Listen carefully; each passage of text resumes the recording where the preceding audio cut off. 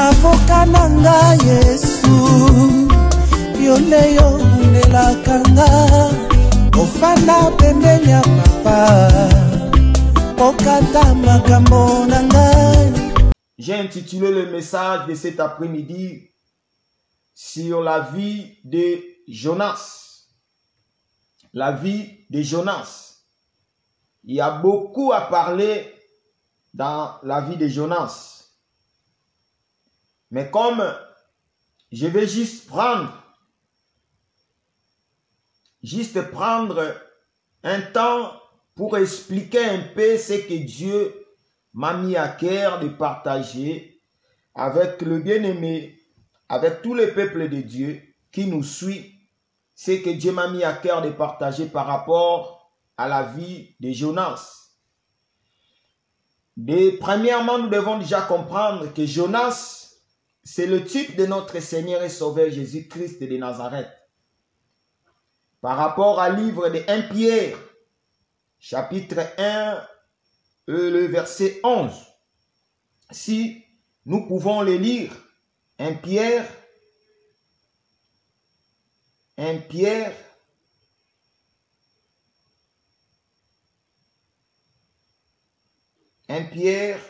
chapitre 1, le verset 11. Je lis au nom de Jésus. La parole nous dit: vous la sondez l'époque et les circonstances marquées par l'Esprit de Christ qui était en eux et qui attestait d'avance la souffrance de Christ et la gloire dont elle serait suivie. Ici, c'est l'apôtre Pierre qui parle. Il dit que tous les prophètes, ils voulaient sonder l'esprit, ils voulaient sonder l'époque et les circonstances marquées par l'Esprit de Christ qui était en eux. Donc on comprend que les prophètes qui ont prophétisé, ils avaient l'Esprit de Christ en eux. Donc ici Jonas que Dieu a appelé, Jonas aussi, il avait aussi l'Esprit de Christ en lui. Voilà pourquoi je voulais expliquer par rapport à la vie de Jonas. J'ai touché d'abord cette écriture pour montrer que Jonas, il avait l'Esprit de Christ. Jonas, il était conduit par l'Esprit de Christ. Donc quand Jonas parlait en réalité, c'est Christ qui parlait en Jonas. Quand Jonas souffrait, c'est Christ qui souffrait. Quand Jonas, il avait la gloire dans sa vie, c'était la gloire qui devait être dans la vie de Jésus. Donc, c'est ça la vie de Jonas que je vais parler cet après-midi. Je ne vais pas toucher vraiment parce que comme je dis, dans Jonas, il y a beaucoup à parler. Il y a beaucoup à expliquer. Mais je vais expliquer par rapport aux Écritures que je vais toucher. Je vais expliquer quelque chose que Dieu a mis à cœur que je puisse partager avec son peuple. Voilà pourquoi nous allons lire dans le livre de Jonas, chapitre 1. Nous n'allons pas lire tout, mais nous allons commencer à sauter. Donc nous allons prendre écriture et puis nous allons sauter, prendre encore notre écriture. Après nous allons expliquer ce que Dieu a mis dans le cœur que je puisse expliquer.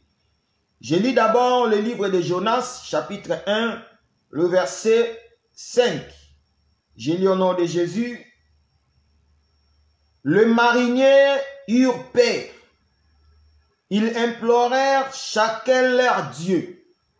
Si tu lis bien, tu vas comprendre ici, la Bible dit que les mariniers eurent peur. Ils implorèrent chacun leur Dieu. Donc on comprend que les mariniers, ils avaient leur Dieu. Parce que pour comprendre, pour ne pas tout lire, Dieu, l'Éternel a appelé Jonas. L'Éternel a dit à Jonas, tu vas aller dans cette ville de Ninive, parce que j'ai vu la méchanceté qui montait vers moi. Va dans cette ville. Et Jonas a fui. devant la face de l'Éternel. Il est descendu vers la ville de Joppé pour aller à Tarsis. C'est là où Jonas a pris le navire. Alors quand Jonas a pris le navire, c'est là où Dieu est venu avec sa colère pour frapper les gens qui étaient dans le navire et Jonas aussi. Je ne peux pas expliquer tout parce que je dis que je vais juste expliquer quelque chose dans la vie de Jonas. Voilà pourquoi j'ai commencé dans le livre dans le verset 5. Je n'ai pas touché à partir de 1, j'ai juste expliqué, mais j'ai commencé à expliquer le message à partir du verset 5. La Bible dit, les mariniers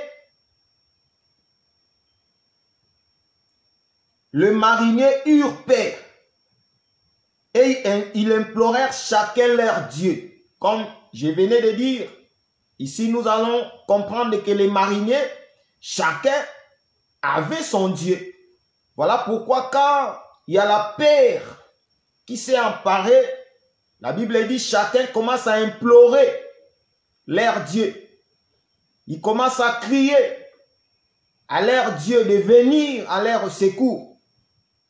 Alors, la Bible dit, quand ils criaient, ils invoquèrent leur Dieu. La Bible dit, il n'y avait pas le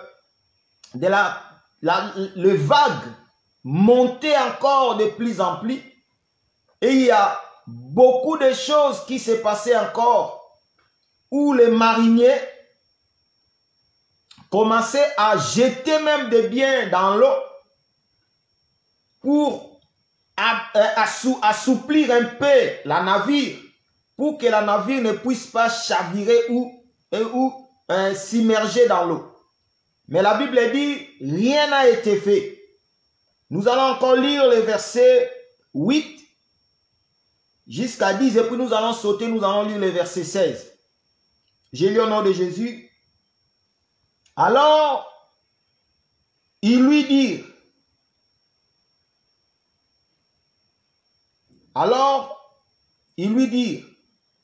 de qui nous attire cette malheur? Quelles sont tes affaires? Et d'où viens-tu?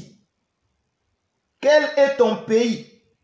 Et de quel peuple es-tu? Verset 9. Il leur répondit, je suis hébreu et je crains l'Éternel, le Dieu des cieux qui a fait la mer et la terre. 10. Cet homme eut une grande frayeur et il lui dit, pourquoi as-tu fait cela? Car cet homme savait qu'il fouillait loin de la face de l'Éternel parce qu'il leur avait déclaré. La Bible dit, quand il y avait de la tempête, quand il y avait des vagues qui soufflaient dans cette navire, la Bible dit, si on lit en haut, ils ont tiré au sort. Quand ils ont tiré au sort, le sort est tombé sur Jonas. Quand le sort est tombé sur Jonas, c'est là où il commence maintenant à poser des questions à Jonas. D'où viens-tu? Où sont tes affaires? De quel peuple es-tu? Quand Jonas a répondu, c'est là où tous les peuples qui étaient dans cette navire et les mariniers ont eu peur. Parce qu'ils ont compris, parce que Jonas lui-même, il avait déjà annoncé aux mariniers qu'il fouillait loin de la face de l'Éternel. Il fouillait loin de Dieu.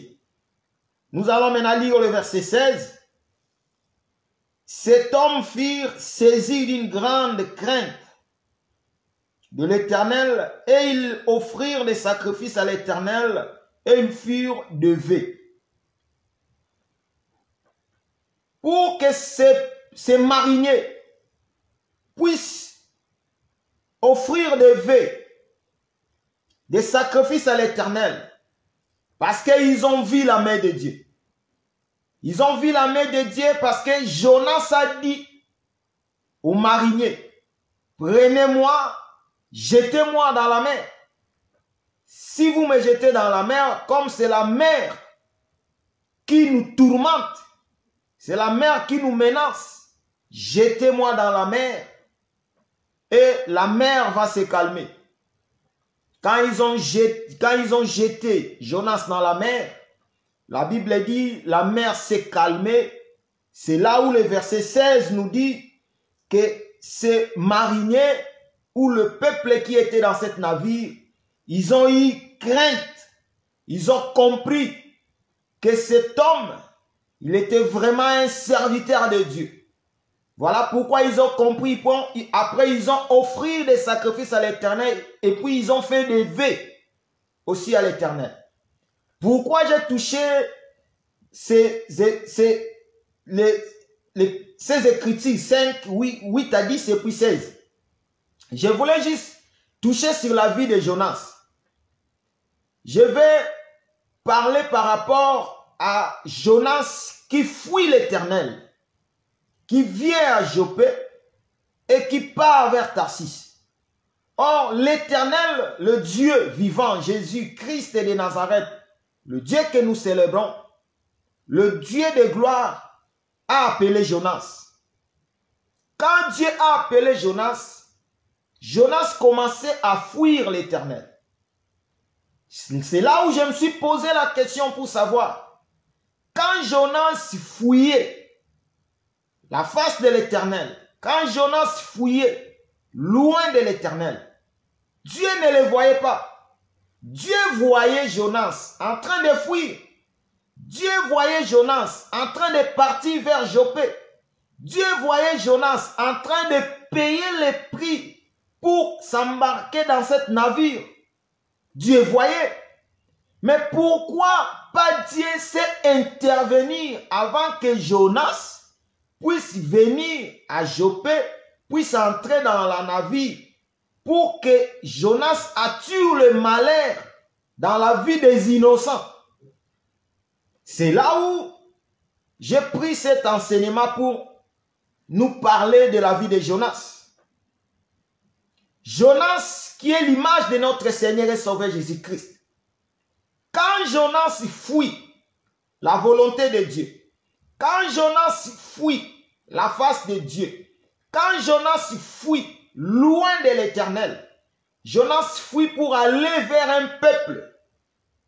Quand Dieu regardait Jonas, en réalité, Dieu lui-même a voulu que Jonas puisse d'abord fuir sa volonté. Pourquoi j'ai dit cela? Parce que Dieu voyait un peuple qui était dans un navire. Ce peuple-là, comme on lisait dans Jonas chapitre 1, le verset 5, la Bible dit, chacun invoquait leur Dieu. Chacun invoquait leur Dieu. Donc nous comprenons que ce peuple-là, ils avaient chacun leur Dieu. Or, Dieu connaissait ce peuple-là. Dieu voulait que ce peuple-là le connaisse. Comme Dieu voulait que ce peuple-là le connaisse, Dieu a permis que Jonas puisse fuir sa volonté pour aller auprès de ce peuple-là, pour que ce peuple-là voie la puissance de Dieu, la main de Dieu, pour que ce peuple-là comprenne qu'il y a un Dieu puissant, il y a un Dieu glorieux, qui est différent de leur Dieu qui invoquèrent. Donc c'était dans le plan de Dieu que Jonas puisse premièrement fuir la volonté de Dieu, fuir la face de Dieu, fuir l'Éternel. C'était dans le plan de Dieu. Parce qu'il y a une écriture qui nous dit, il n'y a rien de nouveau sur le soleil. Tout ce que nous voyons a été déjà. Donc s'il n'y a rien de nouveau sur le soleil, c'est que Jonas est en train d'accomplir dans le plan de Dieu, dans la préscience de Dieu. C'était déjà écrit que Jonas doit fuir la volonté de Dieu pour aller vers un peuple, pour donner la connaissance du véritable Dieu vivant, le Dieu de gloire, Jésus-Christ de Nazareth. Pourquoi je dis cela? Parce qu'il y a des Écritures qui nous montrent que nous allons d'abord lire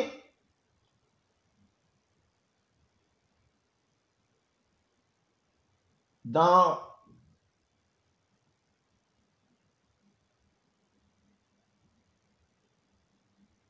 Jean, chapitre 6, Jean 6,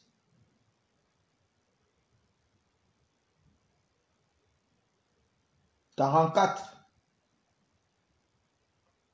Et nous allons comprendre aussi quelque chose ici. Jean 6, 44. La Bible dit, je lis au nom de Jésus, « Nul ne peut venir à moi si le Père qui m'a envoyé ne l'attire, et je le ressuscite au dernier jour. » Ici, c'est Jésus qui parle. Jésus dit, « Nul ne peut venir à moi si le Père qui m'a envoyé ne l'attire, et je le ressuscite au dernier jour. » Donc ici, nous comprenons que nul ne peut venir en Jésus si le Père ne l'attire. Or, pour que le Père t'attire vers Jésus, il faut que tu sois son fils. Il faut que tu sois celui que Dieu a déjà prédestiné avant la fondation du monde. Si tu n'es pas prédestiné, Dieu ne va pas t'attirer vers Jésus. Si Jésus a dit cela, parce que Jésus savait, parce qu'il a dit dans le livre de Jean 17, que Père, ils étaient à toi, tu me l'as donné, je n'ai perdu aucun. C'est là où nous comprenons que ceux qui viennent dans l'éternel, ceux qui viennent vers Jésus, c'est le Père qui l'attire. C'est le Père qui ramène son peuple vers Jésus. Personne ne peut venir par son propre effort. Personne ne peut dire que moi, j'écris par ma propre effort. Non. Si aujourd'hui nous croyons, parce que Dieu nous a attirés, parce que Dieu nous a prédestinés avant la fondation du monde. Il y a encore dans cette passage, dans le verset 65, où nous allons encore comprendre le même verset, Jean 6, 65, la Bible dit, et il ajouta, c'est pourquoi je vous le dis, que nul ne peut venir à moi si cela ne lui a été donné par mon Père. C'est Jésus toujours qui parle. Et puis dans 70, il dit, toujours dans Jean 6, il dit, Jésus leur répondit, n'est-ce pas moi qui vous ai choisi, vous les 12, pardon, et l'un de vous est un démon. Donc ici nous comprenons que Jésus qui choisit, c'est Dieu lui-même qui choisit. Parce que Jésus a dit que celui qui m'a vu a vu le Père. Moi et Père, nous sommes un. Donc, si tu vois Jésus, tu vois directement le Père. Parce que le Père est en Jésus. Quand Jésus choisit, en réalité, c'est le Père qui choisit. Donc, c'est le Père qui attire. Or, Jésus a dit, moi qui vous choisis les 12, mais l'un de vous est démon. Donc, quand Jésus choisit les 12, il savait que parmi les 12, il y a un qui est démon. Donc, ici, nous comprenons que nul ne peut se vanter par sa propre effort, qu'il est devenu un enfant de Dieu par sa propre effort. Non. Si nous sommes devenus aujourd'hui des enfants de Dieu, nous sommes appelés des enfants de Dieu, c'est pas par notre effort, c'est pas par notre force, parce que Dieu nous a déjà aimés, Dieu nous a déjà choisis, Dieu nous a déjà prédestinés avant la fondation du monde. Voilà pourquoi le Père nous a ramenés vers Jésus, pour que nous puissions croire à cet évangile, pour que nous puissions croire à cette parole. Donc, nul ne peut dire que je crois à ma propre force. Si nous croyons aujourd'hui, parce que Jésus nous a fait grâce. Jésus t'a fait grâce de croire. Jésus t'a fait grâce de croire, de suivre, parce que c'est lui qui t'a appelé, c'est lui qui t'a choisi parmi beaucoup dans le monde, parmi beaucoup ceux qui périssent, parmi beaucoup ceux qui sont loin de la présence de Dieu, parmi beaucoup qui sont loin de la grâce. Mais Dieu nous a fait grâce, Dieu nous a choisis, il nous a ramenés. Voilà pourquoi lui-même a dit qu'il est le chemin, la vie et la vérité. Donc Jésus, c'est lui le chemin, la vie et la vérité. Donc si nous suivons Jésus, parce que nous savons que notre Seigneur et Sauveur Jésus-Christ, c'est lui le chemin, c'est lui la vérité, c'est lui la vie. Donc, si tu veux avoir la vie, il faut suivre Jésus. Si tu veux marcher dans le bon chemin, il faut suivre Jésus. C'est lui la parole faite chair. Jésus-Christ de Nazareth. Donc, la mission de Jonas, quand Jonas fouillait la voie de Dieu, fouillait la volonté de Dieu, en réalité, Dieu savait, et puis Dieu a permis que Jonas puisse fuir pour aller visiter un peuple qui avait dans l'ignorance. Parce que nous aussi, on était autrefois dans l'ignorance. Chacun de nous avait son Dieu. Chacun de nous suivait son Dieu.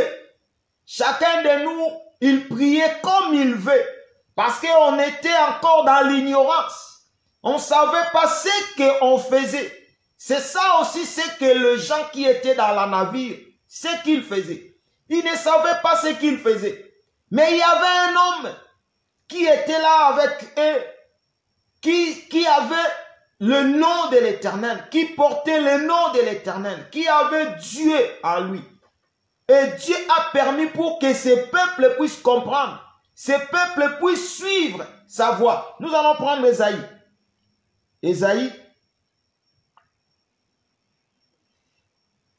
Ésaïe chapitre 53, si je ne me trompe pas.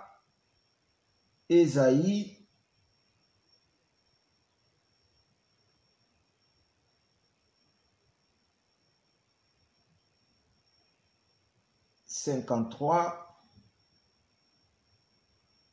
oui, chapitre 6, je lis au nom de Jésus.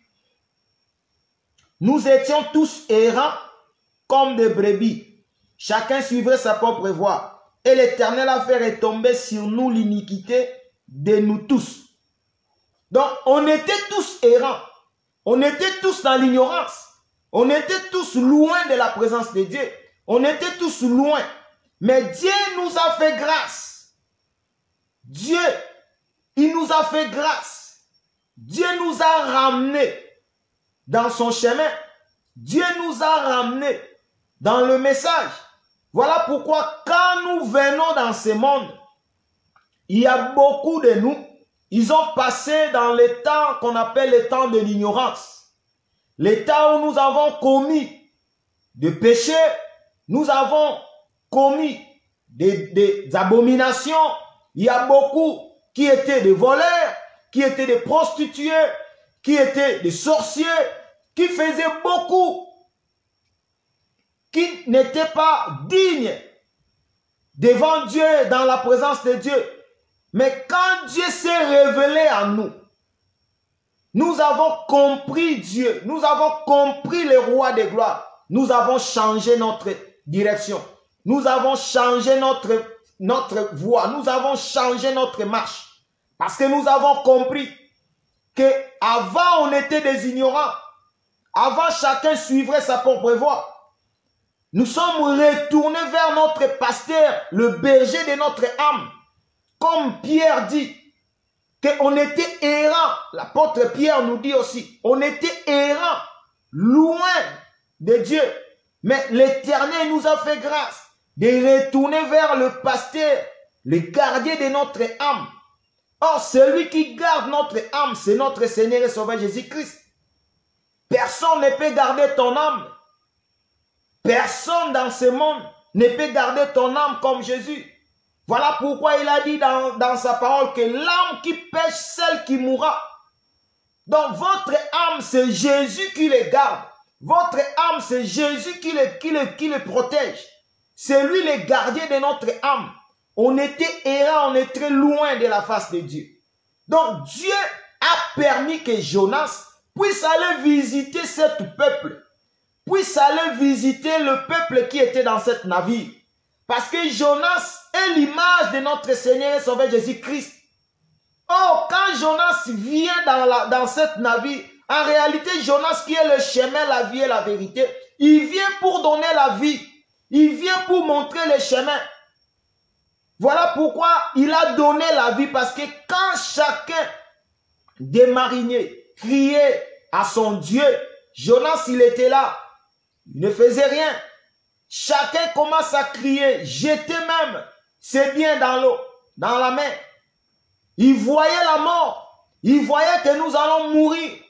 Or, il y avait quelqu'un dans cette navire qu'on l'appelle Jonas. Or, Jonas qui est l'image de notre Seigneur Sauveur Jésus-Christ. Or, Jonas, c'est lui qui donne la vie. Or, ce peuple ne devait pas mourir parce qu'il y avait la vie dans cette navire. Comme il y avait la vie dans cette navire, ce peuple devrait vivre. Il ne devrait pas mourir. Quand Jonas s'est levé, Jonas a dit, je suis le serviteur, je fuis l'Éternel. Et puis ce peuple a compris. Parce qu'ils avaient chacun l'air de son Dieu. Ils ont compris qu'il y a un homme ici, qu'il nous a déjà dit, il nous a déjà déclaré qu'il fuit la volonté de Dieu. Qu'il fuit la face de Dieu. Voilà pourquoi Jonas a dit, prends-moi, jetez-moi dans la mer. C'est là où ils ont jeté Jonas dans la mer. Et la Bible dit, la mer s'est calmée. Et ce peuple qui était dans cette navire, ils ont compris. La Bible dit, ils ont élevé l'Éternel. Ils ont fait des sacrifices à l'Éternel. Ils ont fait des vœux à l'Éternel. Donc ici, nous comprenons, tous ces peuples qui étaient dans cette navire, ils ont compris que le Dieu qu'ils invoquaient, ce n'était pas le véritable Dieu. Le Dieu qu'ils invoquaient, ce n'était pas le Tout-Puissant. Le véritable Dieu qu'ils devaient invoquer, c'était le Dieu que Jonas a porté. C'était le Dieu que Jonas montrait à ce peuple. Donc Jonas est venu montrer juste que je suis celui qui porte le véritable Dieu. Si vous avez vos dieux, mais moi je porte le Dieu véritable.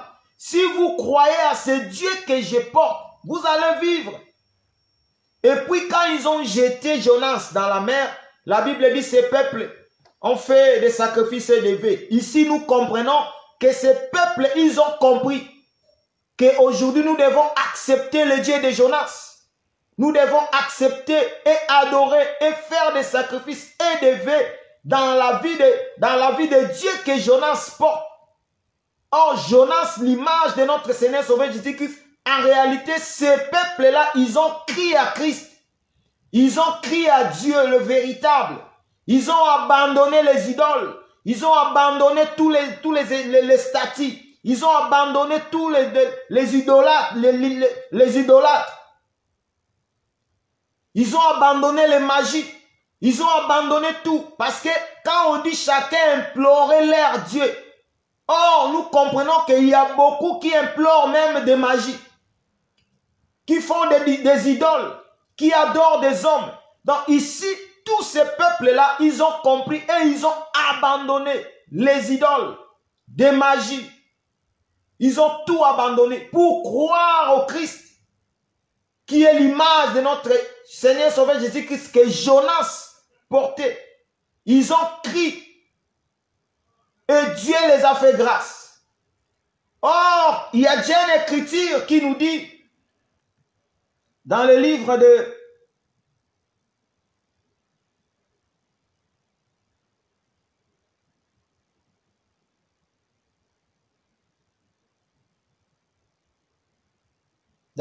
Jean,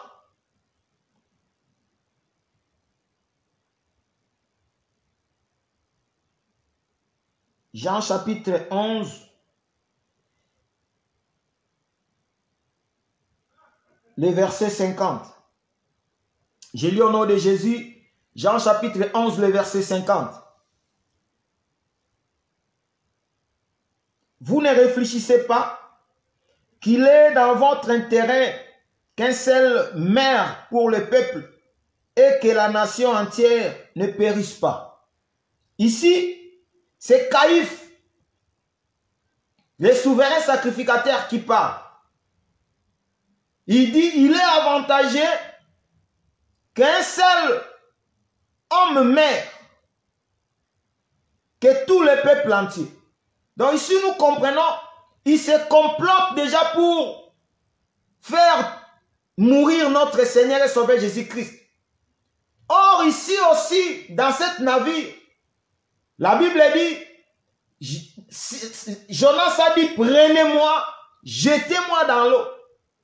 Or en réalité, quand ils ont pris Jonas, ils ont jeté Jonas dans l'eau, en réalité cette écriture s'est accomplie. Il est avantageux qu'un seul homme meurt. Or, Jonas qui est jeté dans l'eau, en réalité, Jonas est en train d'être tué pour qu'un peuple puisse être sauvé. Or, le peuple qui était sauvé, c'était le peuple qui était dans le navire. C'était le peuple qui devait être sauvé. Or, Jonas qui est l'image de notre Seigneur et Sauveur Jésus-Christ. Or, nous comprenons que quand le pharisien, les scribes demandaient un miracle à Jésus, Jésus a bien dit qu'il vous sera donné le miracle de la vie de Jonas. Comme Jonas a fait 3 jours et 3 nuits dans le ventre des poissons. C'est ça le véritable, le vrai miracle que Jésus a annoncé. Que je viens pour donner la vie et mourir pendant 3 jours et je vais ressusciter. C'est ça le miracle que les pharisiens et les scribes, ils ne comprenaient pas par rapport à la vie de Jonas. Or, Jonas, prenez la vie de Jonas. Il dit, si vous voulez comprendre le plus grand miracle, il faut voir la vie de Jonas. Donc, en réalité, Jésus dit, il faut me voir quand je suis venu dans le corps de Jonas. Parce qu'il y a déjà les critiques qui nous disent que tous les prophètes ont prophétisé, ils avaient l'esprit de Christ en eux. Donc nous comprenons que Jonas, c'est Christ dans la vie de Jonas. Or, quand Dieu, qui est venu en Jonas, a donné la vie à ce peuple, a donné la vie à ce peuple qui était dans cette navire, parce que ce peuple ne connaissait pas Dieu. Mais Dieu voulait que ce peuple puisse le connaître. Dieu voulait que ce peuple puisse le suivre. Voilà pourquoi Dieu a permis. Parce que Dieu a vu ce peuple lointain qui était loin dans cette contrée de Jopé. Que Dieu a vu que ce peuple, ils veulent être sauvés. Mais ils n'arrivent pas à trouver la bonne personne qui peut annoncer l'évangile, qui peut annoncer mon nom. Voilà pourquoi Dieu a permis que Jonas puisse descendre à Jopé pour aller donner la sémence, pour aller donner la connaissance à ce peuple qui ne connaissait pas Dieu, qui invoquèrent chacun leur Dieu, qui implorèrent chacun leur Dieu. Pourquoi j'ai touché sur la vie de Jonas? Parce que j'ai dit que dans ce livre de Jonas, il y a beaucoup à parler, il y a beaucoup à expliquer. Parce que quand on a pris Jonas, on a jeté Jonas dans la mer. Or la mer, le livre d'Apocalypse, il nous a déjà expliqué que les eaux que tu vois, ce sont les peuples des nations et des langues. Apocalypse chapitre 17, le verset 15. Donc nous comprenons que Jonas, qui descend dans la mer, qui descend sous la mer, la Bible dit déjà la mer ou les eaux que tu as vues, ce sont des peuples des nations et des langues. Donc Jonas est descendu vers le peuple, les nations et des langues. Or, quand Jonas est descendu vers le peuple, les nations et des langues, la Bible dit qu'il y avait un gros poisson qui est venu pour avaler Jonas. Il y a beaucoup à dire, mais aujourd'hui, je voulais juste toucher par rapport à la visitation de Jonas dans la ville de Jopé. Jonas est venu visiter ces peuples dans cette ville de Jopé. Jonas est venu donner la sémence. Jonas est venu montrer les chemins. Jonas est venu donner la vie dans la vie de ce peuple qui était dans Jopé. Ces peuples, ils ont crié. Ces peuples, ils ont crié à Dieu. Voilà pourquoi aujourd'hui, Dieu, il nous a appelés du monde. Il nous a appelés de l'idolâtrie. Il nous a appelés de ce monde où chacun suivrait sa propre voie. Dieu, il nous a appelés. Il nous a ramenés dans son chemin. Il nous a montré la voie. Dieu nous a fait grâce. Nous avons écouté la voix de Dieu. Nous avons écouté la voix du Seigneur. Aujourd'hui, nous suivrons Jésus. Parce que nous avons vu. Parce que celui qui a vu, c'est celui-là qui va suivre. Celui qui a écouté, c'est celui-là qui va suivre. Ces peuples dans la navire, ils ont vu et ils ont écouté. Ils ont vu la mer en train de frapper. Ils ont vu la mer en train de frapper. Et ils ont écouté Jonas parler. Il dit que je suis le serviteur de l'Éternel. J'ai fui la face de l'Éternel. J'ai fui la volonté de l'Éternel. Aujourd'hui, Dieu nous a donné l'oreille pour écouter, le yeux pour voir. Nous écoutons la parole. Nous écoutons la parole.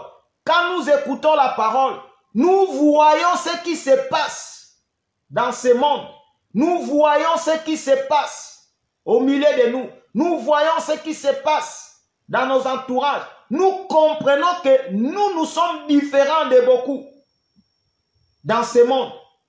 Regarde bien ta vie par rapport à ce que tu étais avant et par rapport à ce que tu es aujourd'hui. Parce qu'aujourd'hui, tu as déjà crié au Seigneur. Tu confesses le nom du Seigneur. Tu confesses Jésus-Christ dans ta vie. Tu pries que l'Éternel puisse toujours t'aider à fuir le mal, à fuir les péchés. Et l'Éternel nous aide à marcher dans la sanctification, dans l'obéissance de sa parole, de fuir le mal.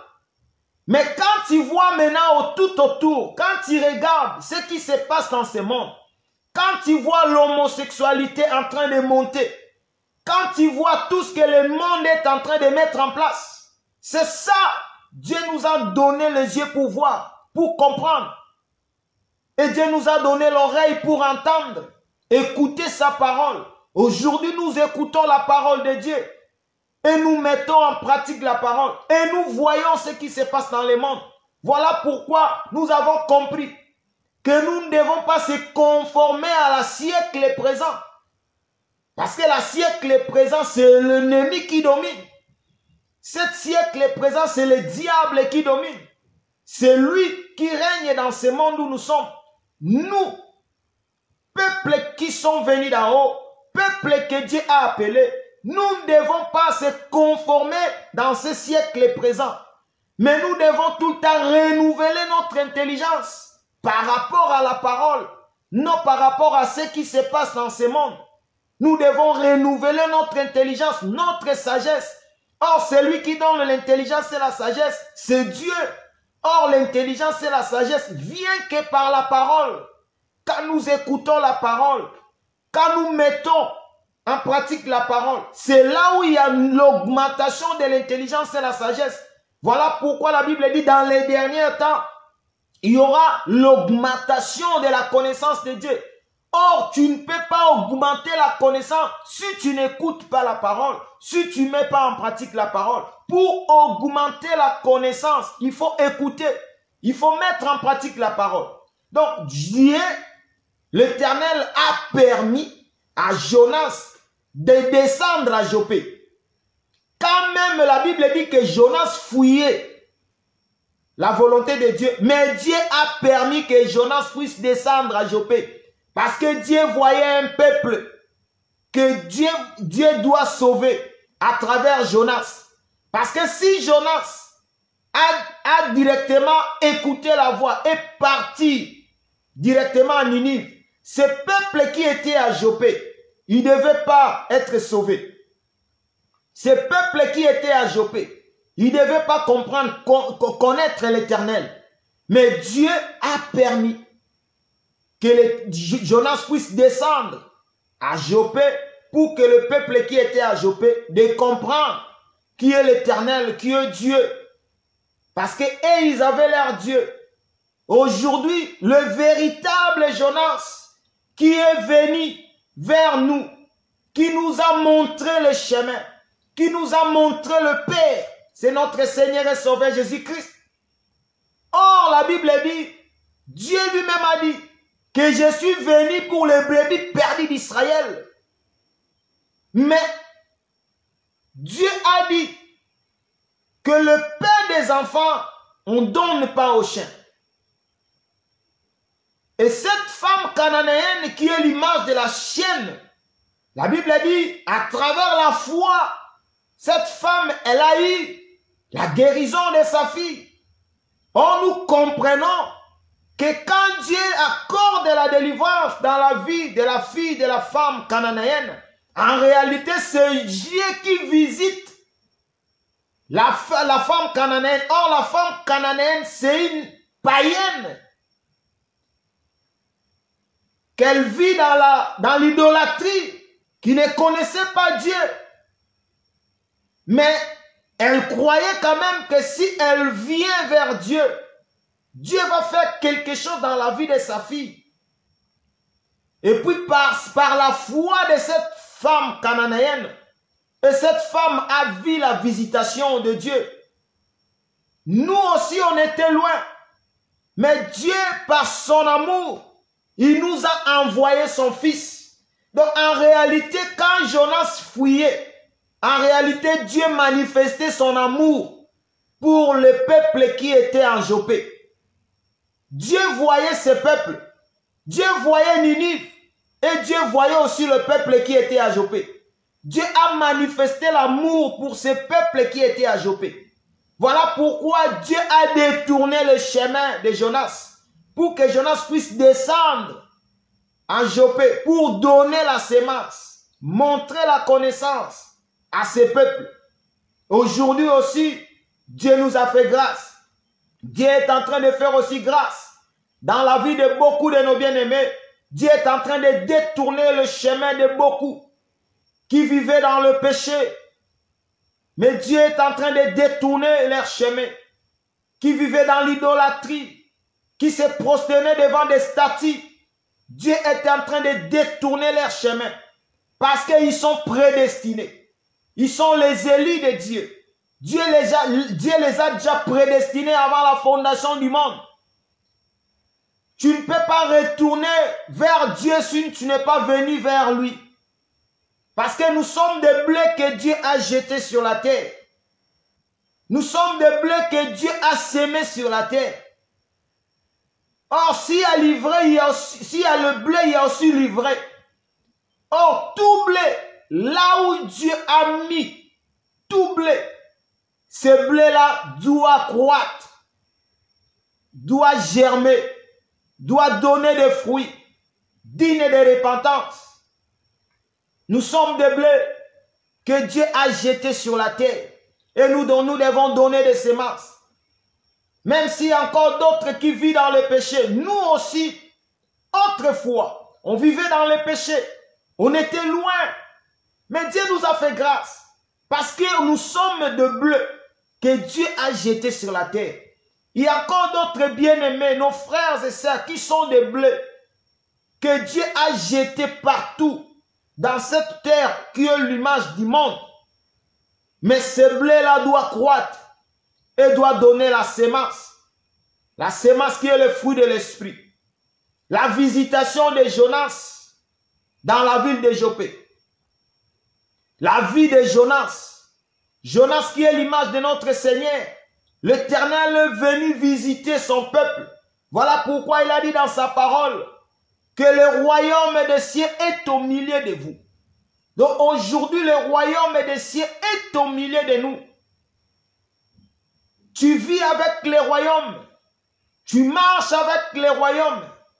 Parce que le royaume, c'est Christ lui-même. Or, lui-même, il a dit, il est avantageux que je puisse m'en aller. Si je ne veux pas, l'esprit de consolateur ne viendra pas. Or, le consolateur, c'est Dieu lui-même. Voilà pourquoi son nom, c'est Emmanuel. Dieu parmi son peuple. Dieu parmi nous. Donc, comme nous sommes là, nous avons le royaume à nous. Nous avons le royaume à nous, qui est l'image de l'Esprit qui est Dieu lui-même, qui règne dans nos vies. Je ne voulais pas toucher beaucoup de révélations par rapport à cette, sur la vie de Job, parce qu'il y a beaucoup à parler. Comme je venais juste intervenir aujourd'hui par rapport à notre programme qu'on devait avoir aujourd'hui, comme il y avait un programme aussi dans la salle, voilà pourquoi je suis venu pour donner un peu par rapport à la vie de Jonas, par rapport à sa descente à la ville de Jopé. Mais il y a beaucoup, parce que nous allons toucher la navire, nous allons toucher la mer, nous allons toucher Ninive, nous allons toucher même la vie de Jonas, parce qu'il y a beaucoup à parler dans la vie de Jonas. Il y a tout un enseignement à donner dans la vie de Jonas. Il y a tout un enseignement. Il y a beaucoup de révélations. Parce que Jonas, c'est l'image de notre Seigneur et Sauveur Jésus-Christ. Donc, tous les mouvements, prendre Jonas, jeter Jonas dans la mer. Prendre Jonas, jeter Jonas dans la mer. Et le gros poisson qui vient avaler Jonas, c'est tout un enseignement. Et le gros poisson qui jette Jonas, pour que Jonas puisse continuer la mission à Ninive, c'est tout un enseignement. Donc il y a beaucoup où on ne peut pas expliquer tous ces livres de Jonas à 40 ou 45 minutes. Voilà pourquoi j'ai pris juste quelques écritures pour expliquer que Jonas, qui est descendu dans la ville de Jopé, en réalité, c'est Christ lui-même qui descend pour manifester son amour dans la vie de ce peuple qui était à Jopé. Parce que Dieu a vu ce peuple qui était loin de sa présence, qui adorait des statues, qui se prosternait devant des statues, qui avait des magies. Mais Dieu a dit que ce peuple sont le peuple qui est venu d'en haut. Je dois d'abord visiter ce peuple pour sauver ce peuple. Parce que Dieu qui connaît la vie de tout et chacun de nous, Dieu qui connaît ta vie, Dieu connaît ton parcours. Voilà pourquoi il ne faut pas te condamner. Il ne faut pas condamner ton passé. Parce qu'il y a beaucoup, quand ils regardent leur passé, ils pensent comme si ce qu'ils voient aujourd'hui, c'est par rapport à la vie passée. C'est par rapport à leur vie passée. Non. Dieu qui t'a envoyé sur cette terre, Dieu savait que tu dois passer par cette vie-là avant de connaître son nom, avant de le suivre. Dieu savait que tu dois passer par cette vie-là. Il n'y a rien de nouveau sur le soleil. Il n'y a rien de nouveau. Nos vies ne peuvent jamais être cachées devant Dieu. Personne ne peut être caché devant Dieu. Donc, notre passé, Dieu a voulu que nous puissions passer dans telles étapes. Aujourd'hui, nous devons glorifier Dieu. Dieu qui nous a fait grâce de le connaître. Et dire merci à Dieu qui a permis que nous puissions passer dans des vies que nous avons passées avant que nous puissions comprendre le Seigneur. Il ne faut pas commencer à prendre ta vie passée et commencer à le mettre au présent. Il ne faut jamais. Or, la Bible déjà nous dit que celui qui est venu en Christ Jésus, il est devenu une nouvelle créature. Des choses anciennes sont passées. Toutes choses sont devenues nouvelles. Donc, en réalité, toutes les choses anciennes sont déjà passées. Mais quand toi, tu ramènes encore des choses anciennes, tu les mets aujourd'hui, en étant en Christ Jésus. Je ne sais pas si tu comprends vraiment ton état, si tu comprends vraiment ce que tu es. Il ne faut pas prendre encore ta vie passée et de le ramener aujourd'hui dans ta vie présente, que tu as déjà crié au Seigneur, que tu as déjà crié à notre Seigneur et Sauveur Jésus-Christ, Ta vie passée, c'est déjà passé. Aujourd'hui, quand Dieu te voit, Dieu ne te voit pas par rapport aux vies passées. Dieu te voit par rapport aux vies présentes. Vis ta vie présente avec l'Éternel. Prépare le royaume. Prépare l'enlèvement. Ne vois pas tout ce qui était passé. Prépare l'enlèvement. Ce qui est devant est plus glorieux que ce qui est déjà passé. Que Dieu puisse nous bénir. Parce que Dieu a manifesté son amour dans la ville de Joppé. Et Dieu a manifesté aussi son amour dans nos vies. Parce que nous aussi, on était aussi loin.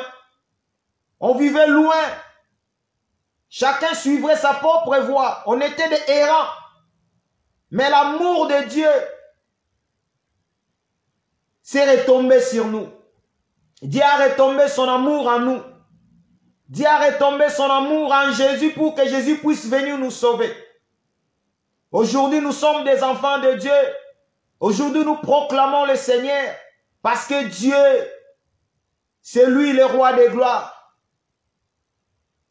Personne ne peut perdre sa vie s'il est prédestiné et aller en enfer. Personne. Personne ne peut aller en enfer s'il est prédestiné. Tous nos bien-aimés, partout ils sont, même s'ils vivent dans le péché, mais s'ils sont élus de Dieu, Dieu fera en sorte qu'ils puissent toujours raconter cet évangile, qu'ils puissent toujours raconter le véritable Dieu, avant qu'ils puissent partir dans ce monde. Parce que Dieu connaît ses enfants. Dieu nous connaît. Que Dieu nous bénisse. Par la grâce de Dieu, je sais que nous allons venir encore un autre jour pour continuer cet enseignement par rapport à la vie de Jonas. C'est là où maintenant nous allons toucher le navire. Nous allons toucher la mer. Nous allons toucher même le peuple. Nous allons balancer la nuée par rapport à ces peuples. Parce que le peuple là qui était dans le navire, ça nous parle de deux peuples. Nous allons expliquer ça. Nous allons expliquer aussi le peuple qui s'est trouvé à Ninive. Nous allons expliquer aussi la vie de Jonas. Quand Dieu a fait pousser l'irsin et la nuit, les jours, Dieu a frappé aussi par le soleil et les ricins s'est séché. Nous allons parler par la grâce de Dieu. Dieu nous donnera le temps de parler encore, de rentrer dans la profondeur, de toucher des révélations par rapport à cette vie. Parce que c'est la vie même de Christ. La vie de Jonas, c'est la vie même de Christ. Tout ce que nous avons vu dans la vie de Jonas, c'est ça qui s'est passé dans la vie de Jésus. Mais nous allons commencer à toucher élément par élément et de le mettre dans la vie de Jésus. Nous allons commencer à toucher élément par élément dans la vie de Jonas et nous allons le mettre dans la vie de Jésus. C'est là où l'Éternel va nous ouvrir encore des yeux, comprendre encore beaucoup de choses par sa grâce. Que l'Éternel vous bénisse. Nous allons prier, nous allons dire merci pour l'amour de Dieu. Dieu a manifesté son amour. Dieu a laissé le trône. Il est venu lui-même. Il a pris le corps pour nous chercher, pour nous donner la vie. Dis merci à celui qui t'a donné la vie éternelle. Nous prions dans le nom de Jésus. Seigneur, merci. C'est toi qui as visité ce peuple.